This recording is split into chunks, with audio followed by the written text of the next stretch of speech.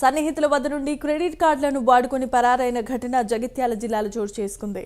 జగిత్యాల పట్టణంలో జాంబాగ్కు చెందిన కళ్యం ఆదిత్య అనే వ్యక్తి తమ క్రెడిట్ కార్డులను వాడుకొని పరారయ్యారని బాధితుడు ఆరోపిస్తున్నారు.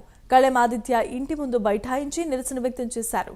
ఇక తన తల్లి, భార్య అనారోగ్య పరిస్థితిలో ఉన్నారని నమ్మించి సన్నిహితులైన 15 మంది వద్ద నుండి క్రెడిట్ కార్డులను తీసుకుని సుమారు 33 లక్షల రూపాయల వరకు విత్డ్రా చేసుకున్నాడని వారంతా వాపోతున్నారు. బాధితుల ఫిర్యాదుతో పోలీసులు కేసు నమోదు చేసి దర్యాప్తు చేపట్టారు.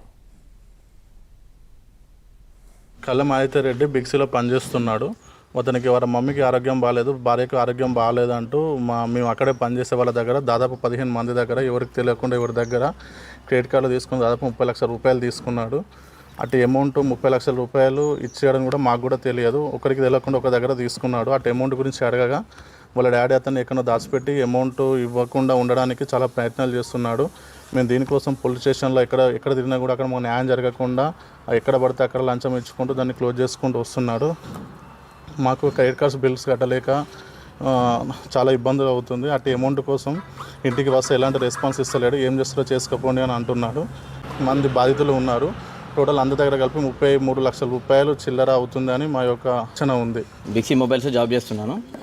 ఆదిత్య అనే వ్యక్తి నాతో కూడా జాబ్ చేశాడు. వాళ్ళ ఇంట్లో పరిస్థితి మంచి లేదు. వాళ్ళ మమ్మీ కిడ్నీస్ ట్రాన్స్ఫర్ చేయాలని చెప్పి 3,80,000 2,000 నా దగ్గర తీసుకున్నాడు క్రెడిట్ కార్డ్ రూపంలో.